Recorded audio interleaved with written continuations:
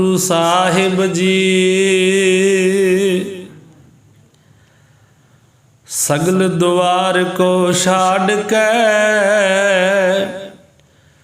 गयो तुहारो द्वार। बाह गए की लाज अस गोविंद दास तुहार।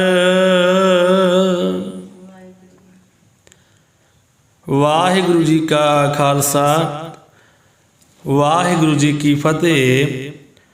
परम सत्कारयोग गुरु सवारी साध संगत जी, आप जी वड्डे भागां वाले हो जो रोज़ाना शाम नूं श्रीमान संत बाबा गुरबख्श सिंह साहब जी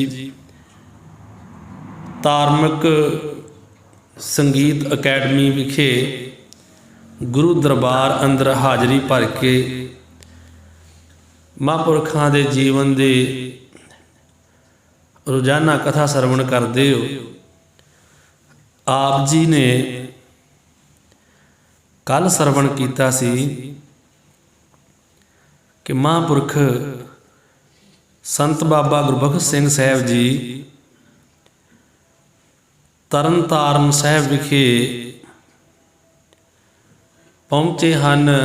जैतो के मोर्चे तो बाद विच जदों फतेह जाबी मिल गई है, श्री अखंड पाठ साहब जी के भोग पे उत्थे गुरु के लंगर सजे, फिर श्री तरन तारण साहब विखे आके ते परिक्रमा दे विच उतारा किया है। परिक्रमा दे लागे बुंगे सन ते उत्थे मुछलां वालियां दा बुंगा है, धूलके वालियां दा बुंगा है।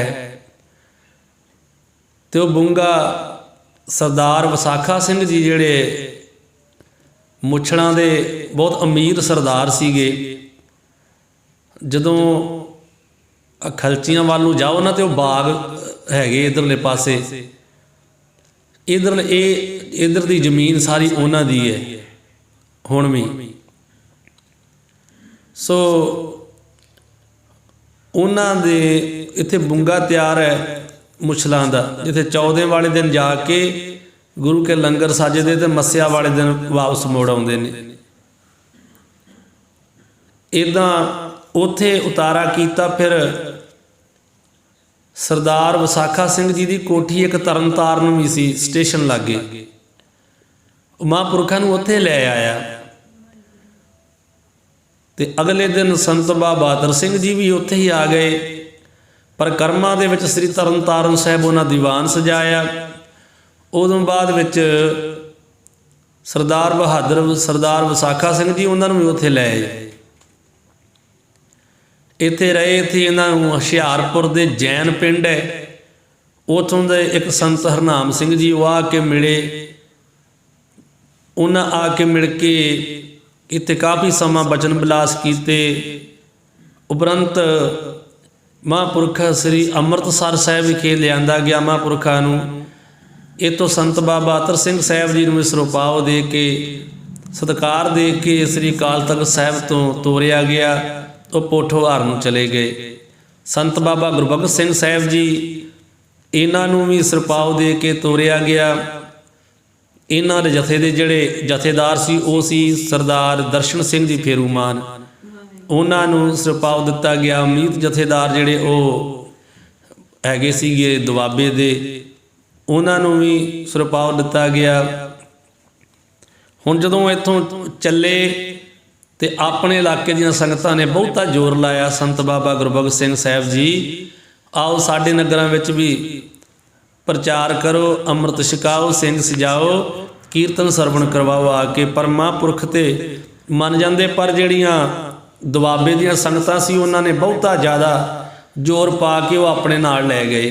महापुरखां ने फिर उन्हां दा वचन मन्निया। घड़ियाल चले गए जिथे पहलां जिथों आए सीगे। बड़ा सत्कार मान संगतां ने जांदियां दा कीता कि महापुरख बड़े चिर बाद आए हैं, फुल्लां दी वरखा कीती है महापुरखां ते। बड़ी सजावट करके महापुरखां दा सत्कार मान किया। महापुरखां नूं लागे लागे पिंडां विच खड़ के सब ने कीर्तन करवाया, प्रचार करवाया, अमृत संचार होए।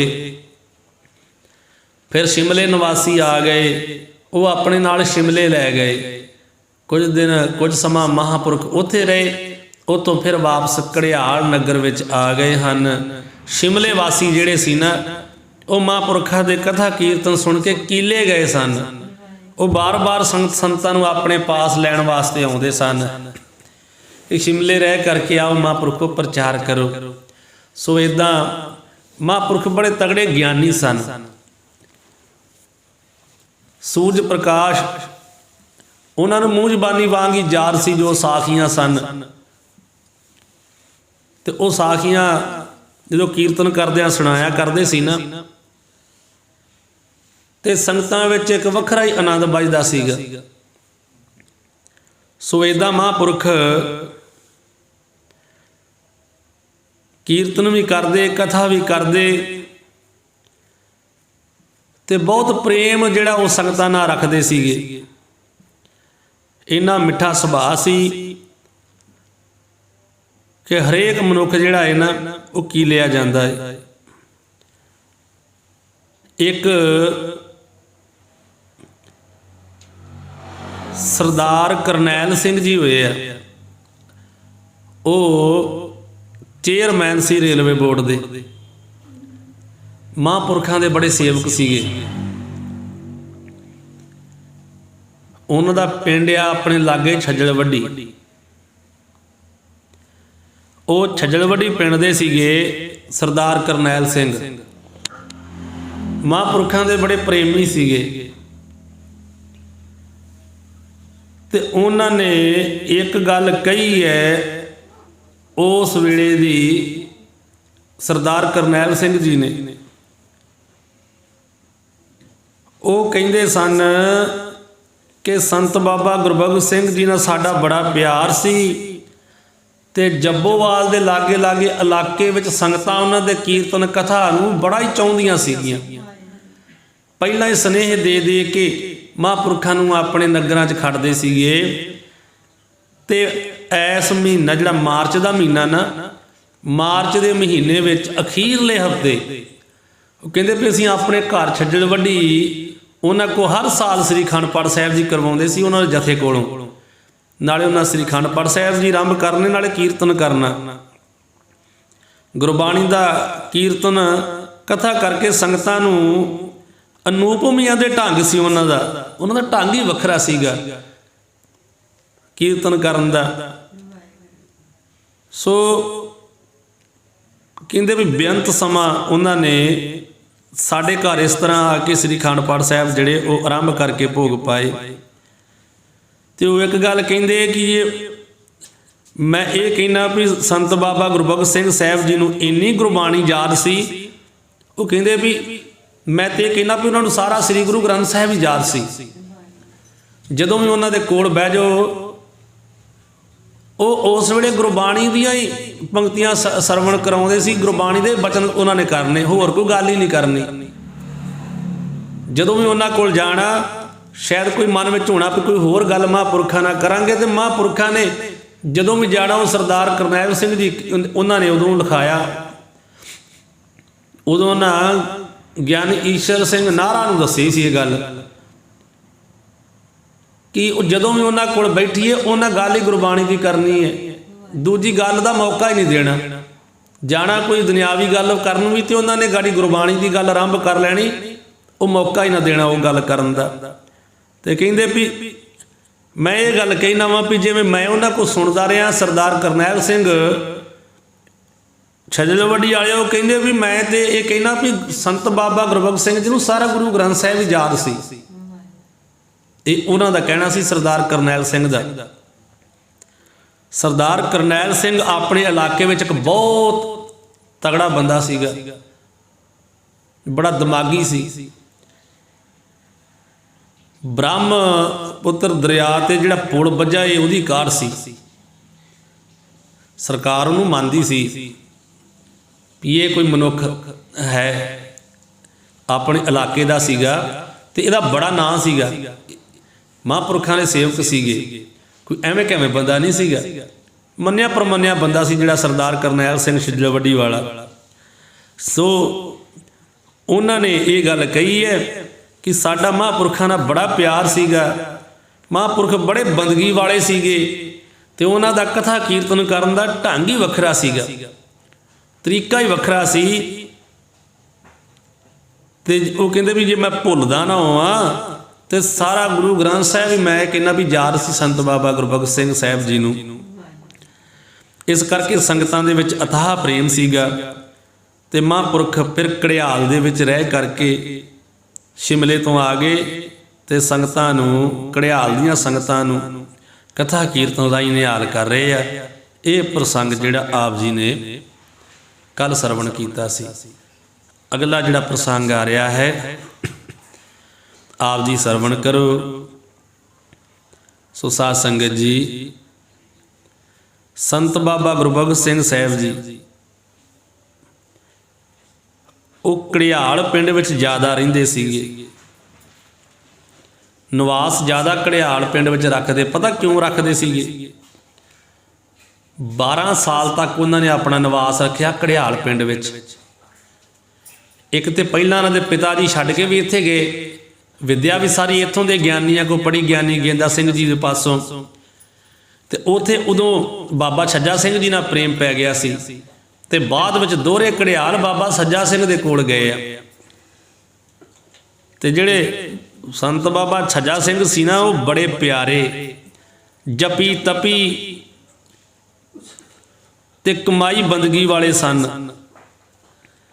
ਤੇ ਉਹ ਸੰਤਾਂ ਉੱਤੇ ਵਿਕ ਚੁੱਕੇ ਸੀ ਪ੍ਰੇਮ ਦੇ ਵਿੱਚ।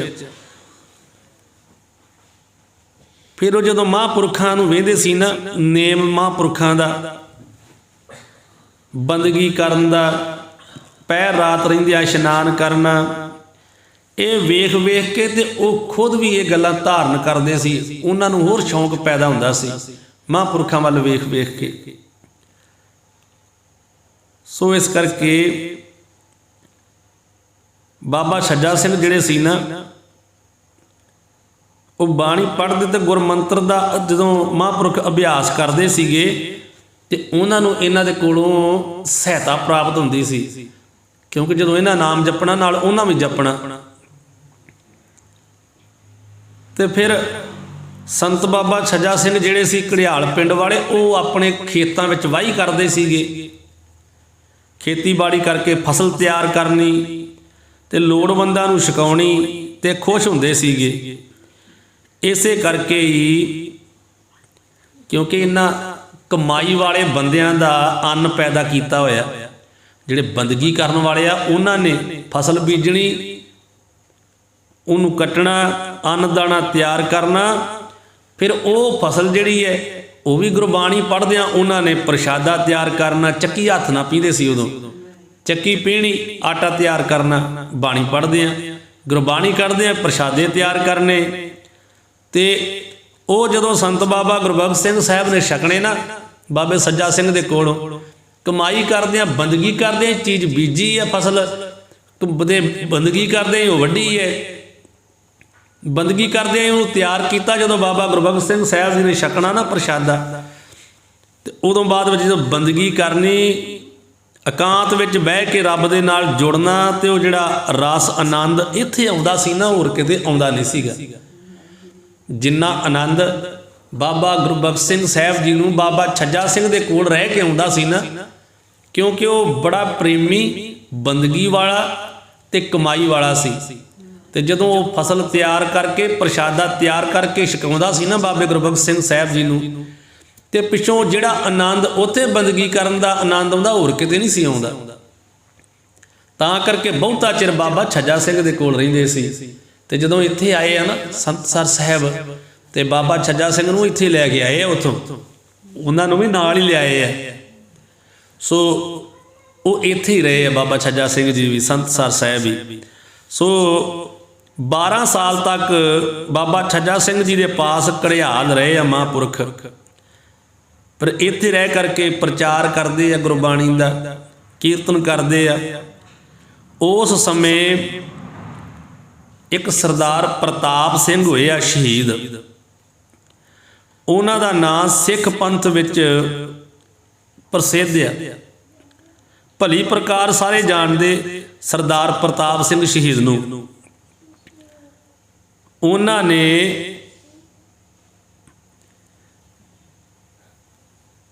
ਕੈਦੀਆਂ ਨੂੰ ਪ੍ਰਸ਼ਾਦਾ ਛਕਾਉਣ ਦੀ ਖਾਸ਼ ਨਾਲ ਨਾ ਜਿਹੜੇ ਪੰਜਾ ਸਾਹਿਬ ਪਾਕਿਸਤਾਨ ਸਟੇਸ਼ਨ ਹੈ ਉੱਥੇ ਗੱਡੀ ਨੂੰ ਰੋਕਣਾ ਸੀਗਾ ਤੇ ਰੋਕ ਕੇ ਪ੍ਰਸ਼ਾਦਾ ਛਕਾਉਣਾ ਸੀਗਾ ਕੈਦੀਆਂ ਨੂੰ, ਜਿਹੜੇ ਉਹ ਅੰਦਰ ਗੱਡੀ ਦੇ ਵਿੱਚ ਸਨ ਅਕਾਲੀ। ਸੋ ਅਕਾਲਗੜ੍ਹ ਉਹਨਾਂ ਕੈਦੀਆਂ ਨੂੰ ਪ੍ਰਸ਼ਾਦਾ ਛਕਾਉਣ ਵਾਸਤੇ ਪਾਕਿਸਤਾਨ ਜਿਹੜਾ ਪੰਜਾ ਸਾਹਿਬ ਸਟੇਸ਼ਨ ਹੈ ਉੱਥੇ ਗੱਡੀ ਨੂੰ ਰੋਕਣ ਵਾਸਤੇ ਲਾਈਨ ਦੇ ਵਿੱਚ ਉਹ ਖਲੋ ਗਏ ਸੀਗੇ ਸਰਦਾਰ ਪ੍ਰਤਾਪ ਸਿੰਘ, ਕਿਉਂਕਿ ਗੱਡੀ ਤੁਹਾਨੂੰ ਪਤਾ ਜਦੋਂ ਕਿਸੇ ਦੇ ਵਿੱਚ ਵੱਜੇ ਤਾਂ ਗੱਡੀ ਰੁਕ ਜਾਂਦੀ ਹੈ, ਉੱਦਾਂ ਗੱਡੀ ਵਾਲੇ ਗੱਡੀ ਨੂੰ ਰੋਕਦੇ ਨਹੀਂ। ਤੇ ਇਹ ਸ਼ਹੀਦ ਭਾਈ ਪ੍ਰਤਾਪ ਸਿੰਘ ਨੇ ਕਿਹਾ ਵੀ ਆਪਾਂ ਜਿਹੜਾ ਜਥਾ ਜਾ ਰਿਹਾ ਨਾ ਰੇਲ ਦੇ ਵਿੱਚ, ਇਹਨੂੰ ਪ੍ਰਸ਼ਾਦਾ ਛਕਾਉਣਾ ਹੈ, ਤੇ ਰੇਲ ਵਾਲਿਆਂ ਨੇ ਰੋਕਣੀ ਨਹੀਂ। ਕਹਿੰਦਾ ਰੋਕ ਮੈਂ ਦੇਵਾਂਗਾ ਤੇ ਪ੍ਰਸ਼ਾਦਾ ਤੁਸੀਂ ਛਕਾ ਦਿਓ। ਉਹ ਰੇਲ ਲਾਈਨ ਦੇ ਗਾੜੀ ਖਲੋ ਗਿਆ ਸੀਗਾ, ਰੇਲ ਲਾਈਨ ਦੇ ਵਿੱਚ ਜਦੋਂ ਗੱਡੀ ਆਈ ਉਹ ਆ ਕੇ ਵੱਜੀ ਹੈ, ਸਰਦਾਰ ਪ੍ਰਤਾਪ ਸਿੰਘ ਸ਼ਹੀਦ ਹੋ ਗਿਆ, ਗੱਡੀ ਰੁਕ ਗਈ ਹੈ ਤੇ ਬਾਕੀ ਜਥਾ ਜਿਹੜਾ ਸੀ ਨਾ ਉਹ ਲੈਣ ਜਿੰਨੀ ਬਾਕੀ ਸਟੇਸ਼ਨ ਤੇ ਹੈਗੀ ਸੀਗੀ ਸੰਗਤ, ਉਹਨਾਂ ਨੇ ਸਾਰੇ ਇਹਨਾਂ ਰੇਲ ਵਾਲਿਆਂ ਨੂੰ ਪ੍ਰਸ਼ਾਦਾ ਛਕਾਇਆ ਜਿਹੜੇ ਗੱਡੀ ਦੇ ਵਿੱਚ ਸੀਗੇ। ਇਹ ਕੁਰਬਾਨੀ ਵਾਲਾ ਮਨੁੱਖ ਸੀ ਸਰਦਾਰ ਪ੍ਰਤਾਪ ਸਿੰਘ।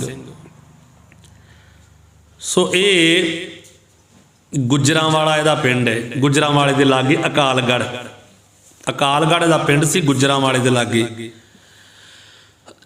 ਤੇ ਇਹਦਾ ਜਿਹੜਾ ਭਰਾ ਸੀ ਨਾ ਉਹਦਾ ਨਾਂ ਸੀ ਸਰਦਾਰ ਕਰਮ ਸਿੰਘ, ਸਰਦਾਰ ਪ੍ਰਤਾਪ ਸਿੰਘ ਦੇ ਭਰਾ ਦਾ ਨਾਂ ਸੀ ਸਰਦਾਰ ਕਰਮ ਸਿੰਘ। ਤੇ ਸਰਦਾਰ ਕਰਮ ਸਿੰਘ ਜਿਹੜਾ ਉਹ ਸ਼ਿਮਲੇ ਸੀਗਾ ਤੇ ਫੌਜੀ ਦਫ਼ਤਰ ਵਿੱਚ ਉਹ ਕੰਮ ਕਰਦਾ ਸੀ।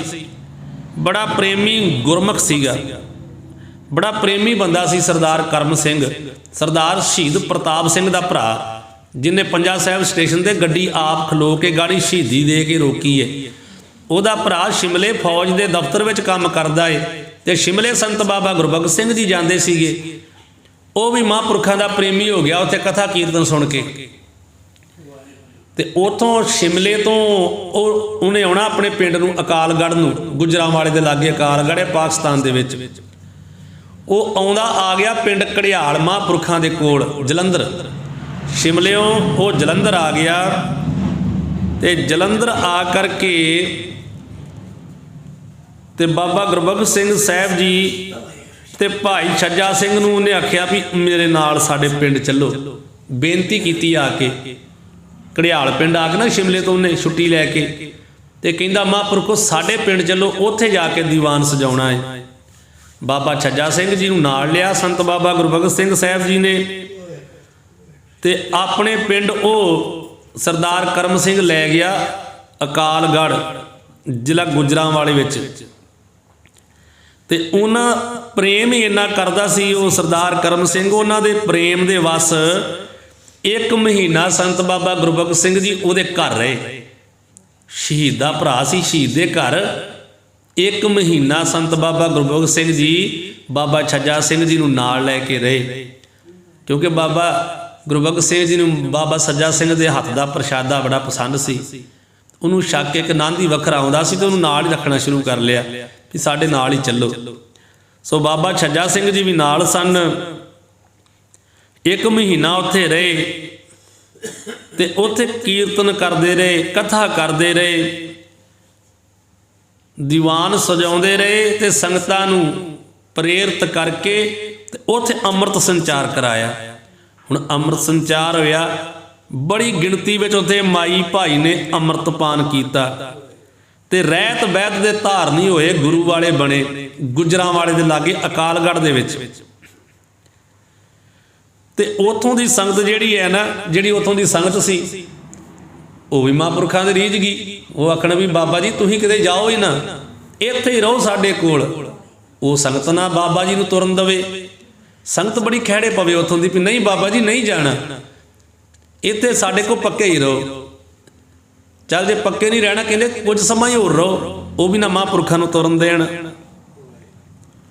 ਪਰ ਮਹਾਂਪੁਰਖ ਹੋਰ ਕੁਝ ਦਿਨ ਰਹਿ ਕਰਕੇ ਨਾ ਸੰਗਤ ਦਾ ਪ੍ਰੇਮ ਵੇਖ ਕੇ ਕੁਝ ਕੁ ਦਿਨ ਹੋਰ ਰਹਿ ਕੇ ਤੇ ਬਾਅਦ ਵਿੱਚ ਉਤੋਂ ਅਕਾਲਗੜ੍ਹ ਤੋਂ ਗੁੱਜਰਾਂਵਾਲੇ ਤੋਂ ਪਾਕਿਸਤਾਨ ਤੋਂ ਵਾਪਸ ਨੂੰ ਤੁਰ ਪਏ। ਕੁਝ ਦਿਨ ਹੋਰ ਰਹਿ ਕੇ ਤੇ ਵਾਪਸ ਜਦੋਂ ਉੱਥੋਂ ਆਏ ਨਾ, ਉਦੋਂ ਆ ਗਏ ਪਿੰਡ ਮੁੱਛਲਾਂ ਦੇ ਵਿੱਚ। ਮੁੱਛਲਾਂ ਦੇ ਵਿੱਚ ਉਹ ਸਰਦਾਰ ਵਿਸਾਖਾ ਸਿੰਘ ਜਿਹੜਾ ਸੀ, ਉਹਦਾ ਘਰ ਸੀਗਾ। ਉਹਦੇ ਮਹਾਂਪੁਰਖ ਵਾਕਬ ਸੀਗੇ। ਜਿਹੜਾ ਦਿੱਲੀ ਵੀ ਰਹਿੰਦਾ ਏ ਤੇ ਦਿੱਲੀੋਂ ਉਹ ਜਾਂਦਾ ਏ ਸ਼ਿਮਲੇ, ਤੇ ਸ਼ਿਮਲੇ ਮਹਾਂਪੁਰਖਾਂ ਦਾ ਵਾਕਬ ਹੋਇਆ ਏ ਨਾਭਾ ਹਾਊਸ। ਉਹਦੀ ਕੋਠੀ ਤਰਨਤਾਰਨ ਹੈ, ਕਿਉਂਕਿ ਅਮੀਰ, ਬਹੁਤ ਅਮੀਰ ਬੰਦਾ ਸੀ ਉਹ। ਬੇਅੰਤ ਬੇਸ਼ੁਮਾਰ ਦੌਲਤ ਸੀ ਉਹਦੇ ਕੋਲ, ਤੇ ਮਹਾਂਪੁਰਖਾਂ ਦਾ ਵੀ ਬੜਾ ਪ੍ਰੇਮੀ ਹੈ। ਤੇ ਉਹਦਾ ਘਰ ਸੀ ਮੁੱਛਲਾਂ ਦੇ ਵਿੱਚ, ਪੁਰਾਤਨ ਘਰ ਪਹਿਲਾਂ ਉਹਦਾ ਮੁੱਛਲਾਂ ਵਿੱਚ ਹੈ। ਮਹਾਂਪੁਰਖ ਉਹਦੇ ਘਰ ਆਏ ਆ, ਉਹ ਆਪਣੇ ਘਰ ਲੈ ਕੇ ਆਇਆ ਮੁੱਛਲਾਂ ਵਿੱਚ ਮਹਾਂਪੁਰਖਾਂ ਨੂੰ।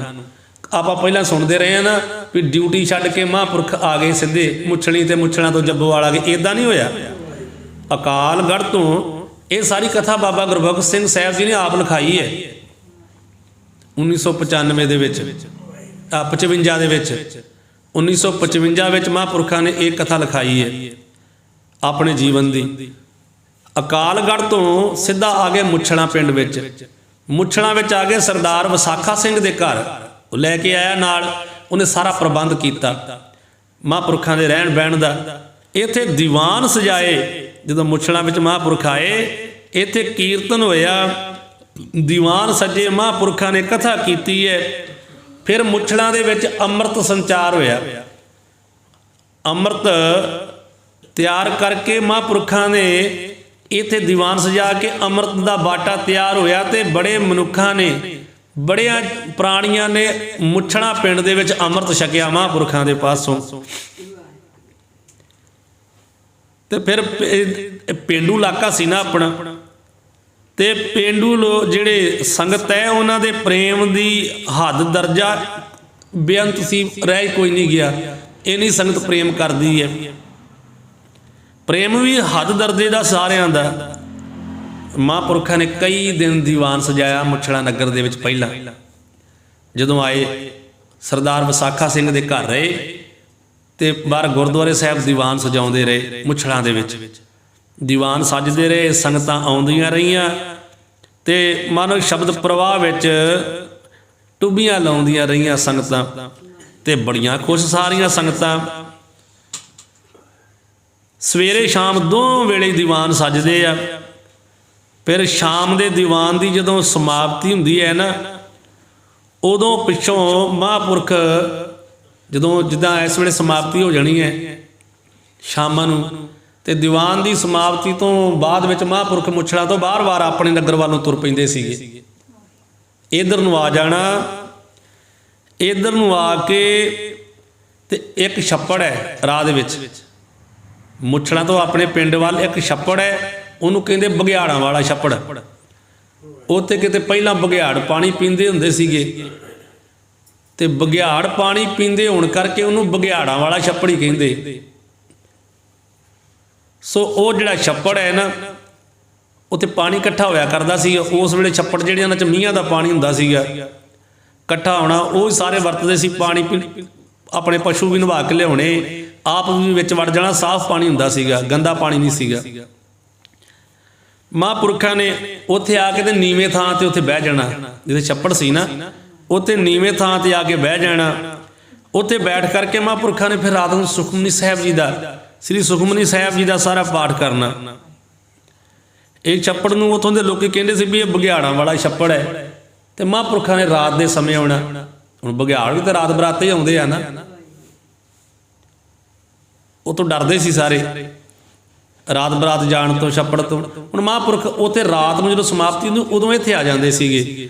ਇੱਥੇ ਆ ਕੇ ਇਕਾਂਤ ਵਿੱਚ ਮਹਾਂਪੁਰਖਾਂ ਨੇ ਬੈਠ ਕਰਕੇ ਚੌਂਕੜਾ ਲਾ ਕੇ ਤੇ ਉਸ ਅਕਾਲ ਪੁਰਖ ਵਾਹਿਗੁਰੂ ਗੁਰੂ ਨਾਲ ਸੁਰਤ ਜੋੜ ਕੇ ਸ੍ਰੀ ਸੁਖਮਨੀ ਸਾਹਿਬ ਜੀ ਦਾ ਪਾਠ ਕਰਨਾ। ਸੋ ਇੱਦਾਂ ਇੱਕ ਦਿਨ ਕਿਤੇ ਇਕਾਂਤ ਵਿੱਚ ਹੀ ਸੰਤ ਜੀ ਬੈਠ ਕੇ ਪਾਠ ਕਰ ਰਹੇ ਸੀਗੇ, ਤੇ ਇੱਥੋਂ ਮੁੱਛਲਾਂ ਦੇ ਇੱਕ ਸਰਦਾਰ ਖੁਸ਼ਹਾਲ ਸਿੰਘ ਸੀ ਉਹਨਾਂ ਦਾ ਨਾਮ। ਉਹ ਆ ਗਏ ਕਿਤੇ ਇੱਧਰ ਨੂੰ। ਉਹਨਾਂ ਮਹਾਂਪੁਰਖਾਂ ਨੂੰ ਬੈਠਿਆਂ ਵੇਖਿਆ। ਉਹ ਮਹਾਂਪੁਰਖਾਂ ਦੇ ਕੋਲ ਆ ਗਏ ਤੇ ਆ ਕੇ ਹੱਸਦੇ ਹੱਸਦੇ ਕਹਿਣ ਲੱਗੇ, ਮਹਾਂਪੁਰਖੋਂ ਹੁਣ ਇੱਥੇ ਪੱਕਾ ਹੀ ਨਿਵਾਸ ਕਰ ਲਓ, ਇਹ ਪੱਕਾ ਹੀ ਇੱਥੇ ਰਹਿ ਪਓ ਹਾਂ ਸਾਡੇ ਕੋਲ, ਵੀ ਤੁਸੀਂ ਹੁਣ ਜਲੰਧਰ ਜ਼ਰੂਰ ਜਾਣਾ, ਇੱਥੇ ਇੱਦਾਂ ਕਰੋ ਵੀ ਇੱਥੇ ਪੱਕਾ ਹੀ ਨਿਵਾਸ ਕਰ ਲਓ ਜਿੱਥੇ ਤੁਸੀਂ ਬੈਠੇ ਹੋ। ਅਸੀਂ ਬਗੀਚਾ ਲਾ ਦਿੰਦੇ, ਇੱਥੇ ਬਾਗ ਲਾ ਦਿੰਦੇ ਆ, ਇੱਕ ਸੋਹਣੀ ਕੁਟੀਆ ਬਣਾ ਦਿੰਦੇ ਤੁਹਾਡੇ ਰਹਿਣ ਨੂੰ। ਜੇ ਤੁਸੀਂ ਮੰਨ ਜਾਓ ਨਾ ਸਾਡੀ ਇਹ ਗੱਲ, ਤੇ ਆਪ ਜੀ ਦੇ ਨਾਂ ਤੇ ਕੁਝ ਜ਼ਮੀਨ ਵੀ ਮੈਂ ਲਾ ਦੂੰਗਾ। ਉਹ ਖੁਸ਼ਹਾਲ ਸਿੰਘ ਜੀ ਕਹਿਣ ਲੱਗੇ, ਇੱਕ ਤੁਹਾਨੂੰ ਬਾਗ ਲਾ ਦਿੰਦੇ ਆ, ਇੱਕ ਤੁਹਾਨੂੰ ਰਹਿਣ ਨੂੰ ਕੁਟੀਆ ਬਣਾ ਦਿੰਦੇ ਆ। ਜੇ ਤੁਸੀਂ ਇਹ ਗੱਲ ਸਾਡੀ ਮੰਨ ਜਾਓ, ਕੁਝ ਜ਼ਮੀਨ ਵੀ ਤੁਹਾਡੇ ਨਾਲ ਲਾ ਦਿਆਂਗੇ।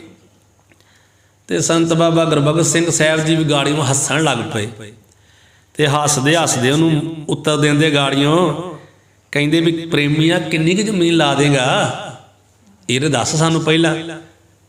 ਵੀ ਤੂੰ ਕਹਿੰਦਾ ਮੈਂ ਕੋਈ ਜ਼ਮੀਨ ਨਾ ਲਾ ਦੂੰ ਤੁਹਾਡੇ, ਵੀ ਕਿੰਨੀ ਕੁ ਲਾਵੇਂਗਾ ਫਿਰ ਜੇ ਅਸੀਂ ਰਹਿ ਪਈਏ, ਤਾਂ ਤੂੰ ਕਿੰਨੀ ਕੁ ਜ਼ਮੀਨ ਲਾਵੇਂਗਾ ਨਾ। ਤੇ ਇਹ ਸਰਦਾਰ ਖੁਸ਼ਹਾਲ ਸਿੰਘ ਗਾੜੀਆਂ ਕਹਿਣ ਲੱਗਾ, ਕਹਿੰਦਾ ਮਹਾਂਪੁਰਖ ਲਾ ਦਾਂਗੇ ਵਿਗਾ 2 ਵਿਗੇ। ਉਦੋਂ ਇਹ ਵਿਗੇ ਜ਼ਿਆਦਾ ਸਾਰੇ ਕਹਿੰਦੇ ਸੀ ਬੋਲੀ 'ਚ, ਕਹਿੰਦੇ ਮਹਾਂਪੁਰਖ ਲਾ ਦੂੰ ਮੈਂ 1-2 ਵਿਗੇ ਤੁਹਾਡੇ ਨਾਲ। ਤੇ ਸੰਤ ਸੀ ਖਿੜਖੜਾ ਕੇ ਗਾੜੀ ਹੱਸ ਪਏ, ਹੱਸਣ ਲੱਗ ਪਏ, ਬੜੀ ਉੱਚੀ ਉੱਚੀ ਹੱਸੇ। ਤੇ ਮਹਾਂਪੁਰਖ ਕਹਿੰਦੇ 1-2 ਵਿਗੇ ਇੱਦਾਂ ਥੋੜ੍ਹਾ ਗੱਲ ਬਣਦੀ ਹੈ। ਕਹਿੰਦੇ ਖੁਸ਼ਹਾਲ ਸਿਆਂ ਜਾ ਰਹੇ ਸਾਰੀ ਹੀ ਲਾ ਦੇ ਜਿਹੜੀ ਤੇਰੀ ਪੈਲੀ ਹੈ, ਤੇ ਫਿਰ ਅਸੀਂ ਰਹਿ ਵੀ ਪਈਏ। 1-2 ਵਿਗਾ ਜੂ ਲਾਉਣੀ, ਤੂੰ ਇੱਦਾਂ ਕਰ ਵੀ ਆਪਣੇ ਸਾਰੇ ਖੇਤ ਸਾਡੇ ਨਾਲ ਲਾ, ਅਸੀਂ ਬਾਗ ਵੀ ਫਿਰ ਆਪੇ ਵਿੱਚ ਲਾ ਸਕਦੇ ਹਾਂ, ਤੇ ਅਸੀਂ ਕੁਟੀਆ ਵੀ ਉਹਦੇ ਵਿੱਚ ਬਣਾ ਲਾਂਗੇ, ਅਸੀਂ ਬਾਗ ਵੀ ਲਾ ਲਾਂਗੇ, ਤੂੰ ਸਾਰੀ ਜ਼ਮੀਨ ਹੀ ਸਾਡੇ ਨਾਲ ਲਾ ਦੇ ਆਪਣੀ। ਮਹਾਂਪੁਰਖਾਂ ਨੇ ਹੱਸ ਕੇ ਕਿਹਾ। ਤੇ ਸਰਦਾਰ ਖੁਸ਼ਹਾਲ ਸਿੰਘ ਜੀ ਕਹਿੰਦਾ ਵੀ 7 ਵਚਨ ਨਾ ਨਹੀਂ ਕੀਤੀ, ਕਹਿੰਦਾ ਮਹਾਂਪੁਰਖੋ ਇੱਥੇ ਰਹਿ ਪਓ ਮੈਂ ਸਾਰੀ ਲਾ ਦੂੰਗਾ। ਉਹਨੇ ਜਵਾਬ ਨਹੀਂ ਦਿੱਤਾ ਵੀ ਮੈਂ ਤੇ 1-2 ਵਿਗੇ ਹੀ ਕਹੇ ਆ। ਉਹ ਕਹਿੰਦਾ ਮਹਾਂਪੁਰਖੋ ਇੱਥੇ ਰਹਿ ਪਓ ਮੈਂ ਸਾਰੀ ਜ਼ਮੀਨ ਲਾ ਦੂੰ, ਮੇਰਾ ਵਚਨ ਹੋ ਗਿਆ ਤੁਹਾਡੇ ਨਾਲ, ਮੈਂ ਆਪਣੀ ਸਾਰੀ ਜ਼ਮੀਨ ਹੀ ਤੁਹਾਡੇ ਨਾਲ ਲਾ ਦੂੰਗਾ। ਇਹ ਗੱਲ ਤੇ ਸੰਤਾਂ ਨੇ ਇੱਕ ਉੱਦਾਂ ਹੀ ਹਾਸੇ ਨਾਲ ਹੀ ਕਹੀ ਹੈ। ਮਹਾਂਪੁਰਖਾਂ ਨੂੰ ਕੋਈ ਜ਼ਮੀਨ ਦਾ ਲਾਲਚ ਥੋੜ੍ਹਾ ਸੀਗਾ, ਮਹਾਂਪੁਰਖ ਦੇ ਲਾਲਚੀ ਹੈ ਹੀ ਨਹੀਂ, ਉਹਦੇ ਤਿਆਗੀ ਸੀਗੇ। ਤੇ ਮਹਾਂਪੁਰਖਾਂ ਨੇ ਤੇ ਹਾਸੇ ਨਾਲ ਹੀ ਆਖਿਆ। ਤੇ ਭਾਈ ਖੁਸ਼ਹਾਲ ਸਿੰਘ ਜਿਹੜਾ ਸਰਦਾਰ ਸੀ ਨਾ, ਉਹਨੇ ਗਾੜੀਆਂ ਜਵਾਬ ਉਹ ਦਿੱਤਾ, ਕਹਿੰਦਾ ਮਹਾਂਪੁਰਖੋ ਸਾਰੀ ਲਾ ਦਿਓ, ਤੁਸੀਂ ਰਹਿਣਾ ਮੰਨੋ ਇੱਥੇ। ਹੁਣ ਸੰਤ ਬਾਬਾ ਗੁਰਬਖਸ਼ ਸਿੰਘ ਜੀ ਨੂੰ ਉਸ ਵੇਲੇ ਉਦੋਂ ਤੱਕ ਕੋਈ ਫੁਰਨਾ ਵੀ ਨਹੀਂ ਸੀ ਹੈਗਾ, ਉਹਨਾਂ ਨੂੰ ਤਾਂ ਰਹਿਣ ਦਾ ਕੋਈ ਫੁਰਨਾ ਵੀ ਨਹੀਂ ਸੀ ਮਨ ਵਿੱਚ। ਉਹ ਤਾਂ ਜਿਵੇਂ ਬਾਕੀ ਨਗਰਾਂ 'ਚ ਜਾਂਦੇ ਇੱਦਾਂ ਪ੍ਰਚਾਰ ਕਰਨ ਮੁੱਛਲਾਂ ਵਿੱਚ ਆਏ। ਉਹ ਵੀ ਸਰਦਾਰ ਵਿਸਾਖਾ ਸਿੰਘ ਜਿਹੜਾ ਉਹ ਪ੍ਰੇਮੀ ਸੀ ਮਹਾਂਪੁਰਖਾਂ ਦਾ, ਤੇ ਉਹ ਤੇ ਆਏ ਸੀ ਉਹਦੇ ਕਹੇ ਤੇ। ਸੋ ਉਹਦੇ ਘਰ ਵਿੱਚ ਰਹਿੰਦੇ ਸੀਗੇ ਆ ਕੇ, ਤੇ ਪ੍ਰਚਾਰ ਕਰਦੇ, ਕੀਰਤਨ ਕਰਦੇ। ਹੁਣ ਸਾਰੀ ਸੰਗਤ ਪ੍ਰੇਮ ਕਰਨ ਲੱਗ ਪਈ ਮਹਾਂਪੁਰਖਾਂ ਨਾਲ ਮੁੱਛਲਾਂ ਦੀ ਵੀ। ਤੇ ਉਹ ਕਹਿੰਦਾ ਮਹਾਂਪੁਰਖੋ ਮੈਂ ਸਾਰੀ ਲਾ ਦੂੰਗਾ ਜ਼ਮੀਨ। ਪਰ ਮਹਾਂਪੁਰਖ ਆਪਣੇ ਆਪ ਨੂੰ ਖੁਦ ਨੂੰ ਸੁਤੰਤਰ ਰੱਖਣਾ ਚਾਹੁੰਦੇ ਸੀ। ਅਜੇ ਤੀਕ ਕਿਤੇ ਜਿੱਥੇ ਵੀ ਜਾਂਦੇ ਆ ਨਾ, ਜਿੱਥੇ ਕਿਤੇ ਵੀ ਜਾਂਦੇ ਹੁੰਦੇ ਸੀਗੇ, ਉਹਨਾਂ ਨੂੰ ਇਹ ਨਹੀਂ ਪਤਾ ਵੀ ਐਸਾ ਕੀ ਹੋਣਾ ਹੈ ਵੀ ਮੈਂ ਆਪਣੇ ਕਹੇ ਹੋਏ ਬਚਨਾਂ ਵਿੱਚ ਆਪ ਹੀ ਇੱਥੇ ਫਸ ਜਾਣਾ। ਵੀ ਮੈਂ ਤਾਂ ਹਾਸੇ ਨਾਲ ਕਿਹਾ, ਪਤਾ ਨਹੀਂ ਇਹਨੇ ਸੱਚੀ ਜ਼ਮੀਨ ਦੇ ਦੇਣੀ ਹੁਣ। ਮਹਾਂਪੁਰਖਾਂ ਨੂੰ ਕੋਈ ਫੁਰਨਾ ਨਹੀਂ ਸੀ, ਨਾ ਉਹਨਾਂ ਨੂੰ ਕੋਈ ਡੇਰਾ ਬਣਾਉਣ ਦਾ ਸੀ, ਨਾ ਉਹਨਾਂ ਨੂੰ ਕੋਈ ਜ਼ਮੀਨ ਦਾ ਫੁਰਨਾ ਸੀ ਵੀ ਸਾਨੂੰ ਜ਼ਮੀਨ ਮਿਲੇ। ਉਹ ਇਹਨਾਂ ਕੰਮਾਂ ਵਿੱਚ ਪੈਣਾ ਹੀ ਨਹੀਂ ਸੀ ਚਾਹੁੰਦੇ। ਉਹ ਘੜਿਆਲ ਰਹਿ ਕੇ ਬਾਬੇ ਛੱਜਾ ਸਿੰਘ ਦੇ ਖੂਹ 'ਤੇ ਖੁਸ਼ ਸੀ, ਉਹਦੇ ਕੁਟੀਆ ਵਿੱਚ ਰਹਿ ਕੇ ਖੁਸ਼ ਸੀ ਮਹਾਂਪੁਰਖ। ਉਹ ਕੋਈ ਡੇਰਾ ਨਹੀਂ ਸੀ ਬਣਾਉਣਾ ਚਾਹੁੰਦੇ, ਤਿਆਗੀ ਸਾਧੂ ਸੀ, ਉਹਨਾਂ ਦਾ ਕੋਈ ਫੁਰਨਾ ਨਹੀਂ ਸੀ ਉਸ ਵੇਲੇ। ਸੋ ਹੁਣ ਆਪਣੇ ਕਹੇ ਹੋਏ ਬਚਨਾਂ ਦੇ ਵਿੱਚ ਮਹਾਂਪੁਰਖ ਆਪ ਹੀ ਫਸ ਗਏ ਇਹ ਗੱਲ ਕਹਿ ਕੇ, ਕਿਉਂਕਿ ਜਾਂ ਤਾਂ ਉਹ ਕਹਿੰਦਾ ਨਾ ਨਹੀਂ ਮਹਾਂਪੁਰਖੋ ਵੀ ਮੈਂ ਨਹੀਂ ਦੇ ਸਕਦਾ ਸਾਰੀ, ਮੈਂ ਕਿੱਥੇ ਜਾਣਾ। ਉਹ ਕਹਿਣ ਲੱਗਾ ਮਹਾਂਪੁਰਖੋ ਸਾਰੀ ਲੈ ਲਓ। ਹੁਣ ਪ੍ਰਕਰਤਾਰ ਨੂੰ ਕੁਝ ਹੋਰ ਮਨਜ਼ੂਰ ਸੀ। ਫਿਰ ਹੁਣ ਵੇਖੋ ਵੀ ਜਿੱਥੇ ਜਿੱਥੇ ਰੌਣਕਾਂ ਲੱਗਣੀਆਂ ਸੀ, ਉਹ ਜੋ ਕਰਤਾਰ ਨੂੰ ਮਨਜ਼ੂਰ ਸੀ ਹੋਣਾ ਤੇ ਉਹ ਹੀ ਸੀ ਨਾ। ਸੋ ਮਹਾਂਪੁਰਖ ਇੱਥੇ ਕੁਝ ਸਮਾਂ ਰਹੇ ਮੁੱਛਲਾਂ ਦੇ ਵਿੱਚ, ਤੇ ਉਹ ਛੱਪੜ ਤੇ ਆ ਜਾ ਕਰਨਾ, ਬੰਦਗੀ ਕਰਿਆ ਕਰਨੀ। ਸੋ ਹੁਣ ਇਹ ਗੱਲ ਹੋਈ ਸਾਰੀ ਰਾਤ ਨੂੰ ਖੁਸ਼ਹਾਲ ਸਿੰਘ ਨਾਲ,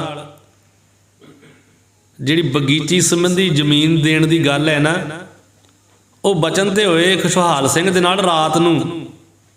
ਤੇ ਰਾਤ ਨੂੰ ਉਹ ਬਚਨ ਕਰਕੇ ਬਾਅਦ 'ਚੋਂ ਆਪਣੇ ਘਰ ਚਲਿਆ ਗਿਆ ਵੀ ਸੰਤ ਜੀ ਦੇ ਦਿਆਂਗੇ, ਕੋਈ ਗੱਲ ਨਹੀਂ, ਤੁਸੀਂ ਰਹਿ ਪਓ। ਸੋ ਐਸਾ ਹੀ ਸ੍ਰੀ ਸੁਖਮਨੀ ਸਾਹਿਬ ਜੀ ਦੇ ਪਾਠ ਤੋਂ ਪਿੱਛੋਂ ਸੰਤ ਬਾਬਾ ਗੁਰਬਖਸ਼ ਸਿੰਘ ਵੀ ਉਧਰ ਨੂੰ ਚਲੇ ਗਏ ਜਿੱਥੇ ਰਾਤ ਨੂੰ ਵਿਸਰਾਮ ਕਰਨਾ ਹੈ, ਸਰਦਾਰ ਵਿਸਾਖਾ ਸਿੰਘ ਦੇ ਘਰ। ਹੁਣ ਕੁਝ ਦਿਨ ਜਿਹੜੇ ਉਹ ਬੀਤੇ ਆ, ਇਸੇ ਥਾਂ ਤੇ ਬੈਠੇ ਸੀ ਸੰਤ ਬਾਬਾ ਗੁਰਬਖਸ਼ ਸਿੰਘ ਸਾਹਿਬ ਜੀ। ਇੱਕ ਹੋਰ ਗੁਰਮੁਖ ਭਗਤ ਆ ਗਿਆ, ਉਹਦਾ ਨਾਂ ਸੀ ਭਗਤ ਸਿੰਘ, ਬਾਬਾ ਭਗਤ ਸਿੰਘ। ਉਹ ਵੀ ਗੁਰਮੁਖ ਬੰਦਾ ਸੀ, ਉਹ ਵੀ ਇੱਥੇ ਹੀ ਆ ਗਿਆ। ਉਹ ਹੈ ਵੀ ਮੁੱਛੜਾਂ ਦਾ ਸੀ, ਉਹ ਵੀ ਭਗਤ ਸਿੰਘ ਉਹਦਾ ਨਾਂ ਸੀ, ਉਹ ਮੁੱਛੜਾਂ ਦਾ ਸੀ ਉਹ ਵੀ। ਤੇ ਉਹ ਰਹਿੰਦਾ ਸੀ ਸੰਤ ਬਾਬਾ ਮਿਸ਼ਰਾ ਸਿੰਘ ਜੀ ਉਹਨਾਂ ਦੇ ਅੰਮ੍ਰਿਤਸਰ ਸਾਹਿਬ ਵਾਲਿਆਂ ਦੇ ਡੇਰੇ। ਉੱਥੇ ਦਾ ਜਿਹੜਾ ਮਾਲਕ ਮਹੰਤ ਸੀ ਨਾ, ਉਹ ਮਹੰਤ ਦਾ ਨਾਂ ਸੀ ਰਤਨ ਸਿੰਘ, ਉਹਨਾਂ ਦਾ ਸੇਵਕ ਸੀਗਾ। ਮਹੰਤ ਮਿਸ਼ਰਾ ਸਿੰਘ ਦਾ ਸੇਵਕ ਸੀ। ਮਹੰਤ ਮਿਸ਼ਰਾ ਸਿੰਘ ਜਿਹੜੇ ਸੀ ਨਾ, ਉਹਨਾਂ ਅੰਮ੍ਰਿਤਸਰ ਵਾਲਿਆਂ ਦੇ ਡੇਰੇ ਦਾ ਜਿਹੜਾ ਉਸ ਵੇਲੇ ਦਾ ਮਹੰਤ, ਉਹਦਾ ਨਾਂ ਸੀ ਰਤਨ ਸਿੰਘ, ਉਹਦਾ ਸੇਵਕ ਸੀ ਇਹ ਭਗਤ ਸਿੰਘ। ਇਹਨੇ ਬਹੁਤ ਵੇਰ ਸੰਤ ਬਾਬਾ ਗੁਰਬਖਸ਼ ਸਿੰਘ ਸਾਹਿਬ ਜੀ ਨੂੰ ਇਕਾਂਤ ਵਿੱਚ ਵੇਖਿਆ ਵੀ ਇਹ ਸਿਮਰਨ ਕਰਦੇ ਆ। ਉਹ ਸੇਵਕ ਤੇ ਹੈਗਾ ਸੀ ਉਹ ਮਹੰਤ ਰਤਨ ਸਿੰਘ ਦਾ, ਅੰਮ੍ਰਿਤਸਰ ਵਾਲਿਆਂ ਦਾ। ਸੰਤ ਮਿਸ਼ਰਾ ਸਿੰਘ ਜਿਹੜੇ ਅੰਮ੍ਰਿਤਸਰ ਵਾਲੇ, ਉਹਨਾਂ ਦੇ ਡੇਰੇ ਜਿਹੜਾ ਮਹੰਤ ਹੈ ਉਹਦਾ ਉਹ ਸੇਵਕ ਸੀਗਾ। ਹੁਣ ਭਗਤ ਸਿੰਘ ਜਦੋਂ ਵੇਂਦਾ, ਉਹ ਉਦੋਂ ਹੀ ਮਹਾਂਪੁਰਖਾਂ ਨੂੰ ਵੇਂਦਾ ਵੀ ਮਹਾਂਪੁਰਖ ਬੰਦਗੀ ਕਰਨ ਡੇ ਆਏ, ਉਹ ਵੇਂਦਾ ਰਿਹਾ। ਸੋ ਇੱਕ ਦਿਨ ਐਸਾ ਹੋਇਆ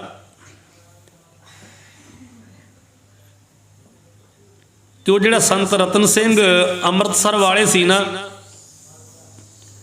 ਉਹਨਾਂ ਦੀ ਗੱਲ ਉਹ ਆ ਕੇ ਤੇ ਕਰਨ ਲੱਗ ਪਿਆ ਮਹਾਂਪੁਰਖਾਂ ਦੇ ਨਾਲ। ਮਹਾਂਪੁਰਖਾਂ ਨੂੰ ਵੇਖ ਕੇ ਨਾ ਤੇ ਉਹ ਆ ਕੇ ਕਹਿਣ ਲੱਗਾ, ਤੁਸੀਂ ਸੰਤ ਰਤਨ ਸਿੰਘ ਜੀ ਅੰਮ੍ਰਿਤਸਰ ਵਾਲਿਆਂ ਨੂੰ ਮਿਲੋ ਜਾ ਕੇ। ਦਾ ਬੰਦਾ ਆ ਕੇ ਦੱਸਦਾ ਹੀ ਹੈ ਨਾ, ਉਹਨੇ ਵੇਖਿਆ ਵੀ ਸਿਮਰਨ ਕਰਨ ਵਾਲੇ ਆ। ਉਹ ਗੁਰਮੁਖ ਬੰਦਾ ਭਗਤ ਸਿੰਘ ਆ ਗਿਆ ਸੰਤ ਬਾਬਾ ਗੁਰਬਖਸ਼ ਸਿੰਘ ਸਾਹਿਬ ਦੇ ਕੋਲ, ਬੰਦਗੀ ਕਰਦਿਆਂ ਕੋਲ, ਜਿੱਥੇ ਬੈਠੇ ਉਹ ਜਾਪ ਕਰਨ ਡਏ ਸੀਗੇ। ਤੇ ਆ ਕੇ ਕਹਿਣ ਲੱਗਾ, ਆਖਣ ਲੱਗਾ, ਗੁਰਮੁਖੋ ਤੁਸੀਂ ਸੰਤ ਰਤਨ ਸਿੰਘ ਜੀ ਅੰਮ੍ਰਿਤਸਰ ਵਾਲਿਆਂ ਨੂੰ ਮਿਲੋ ਕਿ ਤੁਹਾਨੂੰ ਬੜਾ ਲਾਭ ਹੋਵੇਗਾ।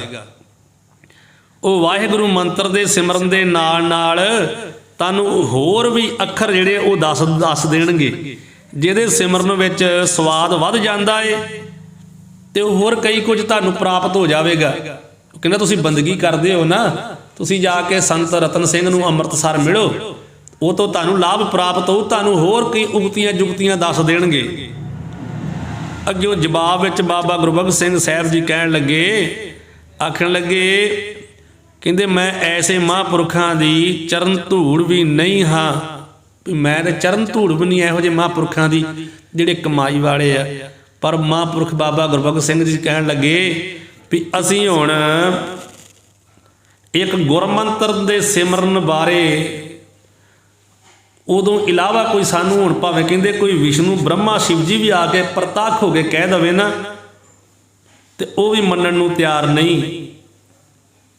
ਅਸੀਂ ਕੇਵਲ ਗੁਰਮੰਤਰ ਦਾ ਹੀ ਸਿਮਰਨ ਕਰਨਾ, ਹੋਰ ਕਿਸੇ ਮੰਤਰ ਦਾ ਸਿਮਰਨ ਨਹੀਂ ਕਰਨਾ। ਸਾਨੂੰ ਖੁਦ ਆ ਕੇ ਬ੍ਰਹਮਾ ਵਿਸ਼ਨੂੰ ਸ਼ਿਵ ਜੀ ਮਹੇਸ਼ ਕਹਿ ਦੇਵੇ ਨਾ ਵੀ ਆਹ ਮੰਤਰ ਲੈ ਲਾ, ਤੈਨੂੰ ਆਹ ਕੁਝ ਮਿਲ ਜਾਵੇਗਾ, ਅਸੀਂ ਨਹੀਂ ਮੰਨਦੇ। ਅਸੀਂ ਕਿਸੇ ਕੋਲੋਂ ਕੋਈ ਸ਼ਬਦ ਨਹੀਂ ਲੈਣਾ, ਕੇਵਲ ਗੁਰਮੰਤਰ ਦਾ ਹੀ ਸਾਰੀ ਉਮਰ ਸਿਮਰਨ ਕਰਨਾ ਹੈ। ਅਬ ਆਨ ਕੀ ਆਸ ਨਿਰਾਸ ਭਈ, ਕਲਗੀ ਧਰ ਬਾਸ ਕੀਓ ਮਨ ਮਾਹੀ। ਇਹ ਸੂਰਜ ਪ੍ਰਕਾਸ਼ 'ਚ ਹੈ ਤੇ ਮਹਾਂਪੁਰਖਾਂ ਨੇ ਉਹਨੂੰ ਇਹ ਪੰਕਤੀਆਂ ਪੜ੍ਹ ਕੇ ਸੁਣਾ ਦਿੱਤੀਆਂ ਵੀ ਹੁਣ ਨਹੀਂ। ਇੱਕ ਗੁਰੂ ਕਲਗੀਧਰ ਸਾਹਿਬ ਜੀ ਦਾ ਅੰਮ੍ਰਿਤਪਾਨ ਕਰਨ ਸਮੇਂ ਸਾਨੂੰ ਜੋ ਵਾਹਿਗੁਰੂ ਗੁਰਮੰਤਰ ਨਸੀਬ ਹੋਇਆ ਹੈ ਨਾ, ਇਸ ਨੇ ਸਾਡੇ ਮਨ ਉੱਤੇ ਫਤਿਹ ਪਾ ਲਈ ਹੈ। ਇਸ ਮਨ ਦੀ ਜਗੀਰ ਵਿੱਚ ਹੁਣ ਕਿਸੇ ਅੱਖਰ ਦਾ ਪੈਰ ਨਹੀਂ ਪੈ ਸਕਦਾ ਤੇ ਨਾ ਕੋਈ ਹੋਰ ਮੰਤਰ ਜਾਂ ਨਾਮ ਸਿੱਧੀ ਦਾ ਸੁਖੈਨ ਰੀਤੀ ਨਾਲ ਸਵਾਸਾਂ ਰਾਹੀਂ ਸਿਮਰਨ ਚੱਲ ਸਕਦਾ ਹੈ। ਇਹ ਵਾਹਿਗੁਰੂ ਗੁਰਮੰਤਰ ਜਿਹੜਾ ਹੈ ਨਾ, ਇਹ ਬਹੁਤ ਮਹਾਨ ਹੈ। ਇਸ ਵਿੱਚ ਮੈਨੂੰ ਸਾਰੇ ਹੀ ਸਵਾਦ ਆ ਜਾਂਦੇ ਹਨ ਜੋ ਸਵਾਸਾਂ ਦੇ ਅੰਦਰ ਬਾਹਰ ਆਉਣ ਜਾਣ ਨਾਲ ਵਾਹੇ ਅਤੇ ਗੁਰੂ ਸਿਮਰਨ ਜਾਰੀ ਰਹਿੰਦਾ ਹੈ। ਸੋ ਇਸ ਤਰ੍ਹਾਂ ਐਸਾ ਸੁਣ ਕੇ ਜਿਹੜਾ ਉਹ ਬਾਬਾ ਭਗਤ ਸਿੰਘ ਸੀ ਨਾ, ਉਹ ਬੜਾ ਖੁਸ਼ ਹੋਇਆ ਤੇ ਖੁਸ਼ ਹੋ ਕੇ होर कुछ आखे तो बिना ही वो वापस चले गया मुछड़ा नूं। उन्हें बाद विच कोई बचन नहीं कीता। अपनी वालों पहला उन्हें सलाह दी है कि जे साडे डेरे जिथे मैं मानदा ना संतां नूं, संत रतन सिंह नूं, संत मिश्रा सिंह दे डेरे रहिंदे अमृतसर, जे उन्हां को जाओ ना तुहानूं कोई जुगती दे देणगे, कोई अखर तुहानूं इहो जिहा दस देणगे भी सारा कुछ तुहाडे पास आ जावेगा। महापुरखा कहा नहीं, हुण ते भावें ब्रह्मा विष्णु शिव जी भी आ जावे, एक गुरमंत्र तो इलावा होर कुछ मन विच नहीं वसदा। सास ग्रास हुण ते यही सिमरना है, वाहिगुरू गुरमंत्र ही। क्योंकि बाबा अतर सिंह साहब जी ने कहा सी ना भी ये तो इलावा होर कोई वड्डा मंत्र नहीं हैगा, वाहिगुरू गुरमंत्र का ही सिमरन करना तो गिणती मिणती विच नहीं करना। तो महापुरख उतों लै करके ये सवासां दे नाल जारी रहिंदा सी गुरमंत्र का सिमरन। पाठ भी कर लिया, नितनेम भी कर लिया, कथा भी कर ली, कीर्तन भी कर लिया, सुते पिया भी जिहड़ा वाहिगुरू गुरमंत्र है वह अपने आप ही चली जाता सी उन्हां दा। सो ऐसे महापुरख सन। ये मुछड़ां दी आप जी ने कथा सरवण कीती है, मुछड़ां विच रहिंदिआं दी। हुण इत्थों तक दा प्रसंग आप जी ने सरवण कर लिया है। समा हो गया है, समय के लिहाज नाल समाप्ति है। कल नूं महापुरख हुण जिथे अज गुरुद्वारा संतसर साहिब है अपने नगर जब्बोवाल विच आउणगे। ये प्रसंग आप जी कल नूं सरवण करोगे। सतगुरु किरपा करन, होईआं भुल्लां गलतियां दी माफ़ी बख्शण, अगाह वास्ते सुमत बख्शण। लोक सुखीए प्रलोक सुहेले, नानक हर प्रभ आपे मेले दी दात बख्शण। वाहिगुरू जी का खालसा, वाहिगुरू जी की फतेह।